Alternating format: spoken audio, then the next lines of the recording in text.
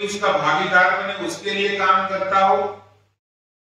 हमारे देश के प्रधानमंत्री हर गरीब के लिए कोरोना के समय राशन मुफ्त में देने का काम किया है। देश में उज्ज्वला योजना से 9 करोड़ से ज्यादा महिलाओं को गैस सिलेंडर, चूल्हा और कनेक्शन देना, या फिर देश के अंदर 11 करोड़ से ज्यादा महिलाओं को टॉयलेट्स बनाकर इज्जत घर बनाना।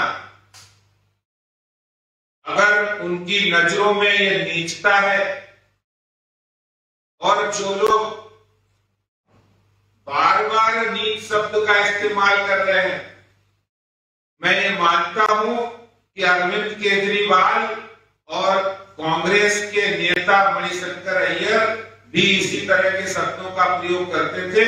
उनमें और इनमें ज्यादा फर्क नहीं है। और पूरे देश ने उनके नीच शब्द के इस्तेमाल के बाद उन्होंने कहा था कि चाय बेचो जाकर के, ये तो नीच है। उसका परिणाम पूरी देश की जनता ने देखा है।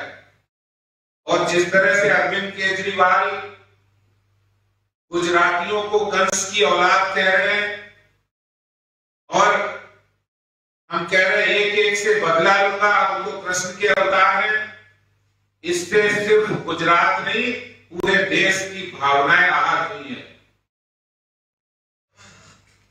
आम आदमी पार्टी के वो नेता जो बार बार प्रधानमंत्री जी के बारे में अपशब्द और अपमानजनक बातें कह रहे हैं, और खुद केजरीवाल गुजरात में जाकर कहते मैं तो कृष्ण का अवतार हूं, मैं तो कृष्ण हूं और मैं कंस का वध करने आया हूं।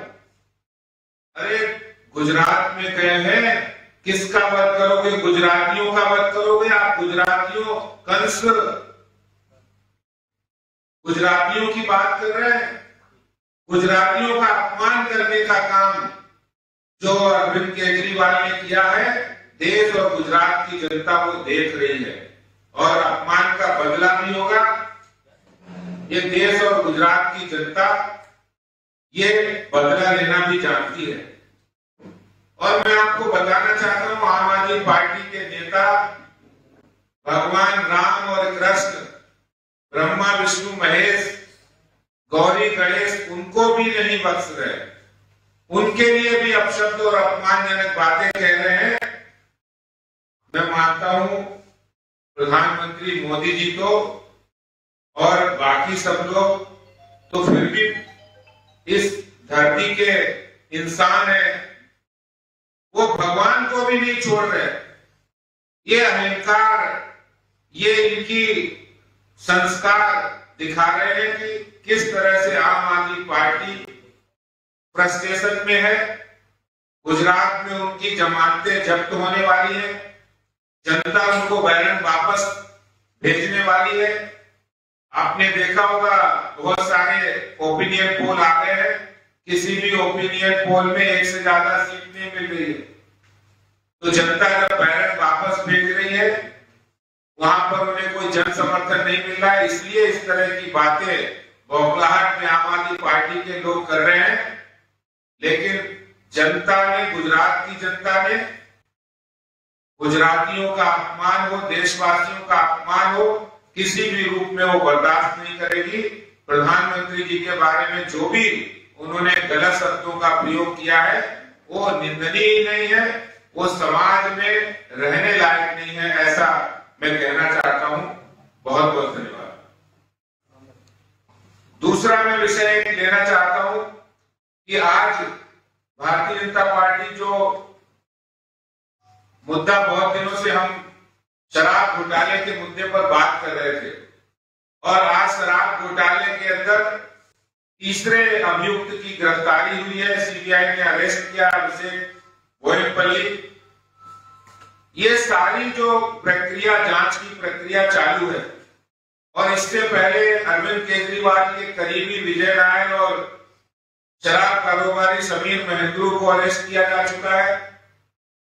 जैसे जैसे आम आदमी पार्टी के शराब घोटाले की जांच हो रही है, वैसे वैसे सारे लोग जो गिरफ्तार हो रहे हैं, जो उसमें शामिल हैं, इन सब बातों से ये जाहिर हो रहा है कि आम आदमी पार्टी अब तक का जो सबसे बड़ा शराब घोटाला किया है उसके मुख्य आरोपी मनीष सिसोदिया, जिस तरह से जांच में आम आदमी पार्टी के विधायक नेताओं भी शामिल हो रहे हैं और जांच में उनके भी संबंध और सबूत पाए जा रहे हैं, उससे अब दिल्ली की जनता ये मान चुकी है कि अरविंद केजरीवाल माने भ्रष्टाचार, अरविंद केजरीवाल माने शराब घोटाला, अरविंद केजरीवाल माने डीटीसी घोटाला, अरविंद केजरीवाल का मतलब है दिल्ली जलपोर्ट घोटाला और अरविंद केजरीवाल का मतलब है दिल्ली में आम आदमी पार्टी यानी बिजली घोटाला।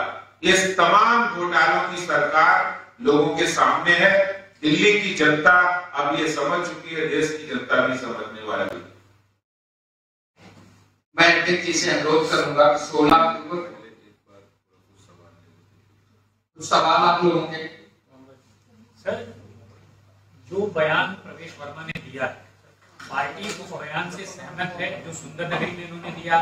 एक खास कम्युनिटी को कहा कि मुझसे आप सोशली इकोनॉमिकली बाइकआउट कीजिए, कुछ खरीदिए मत, ये सर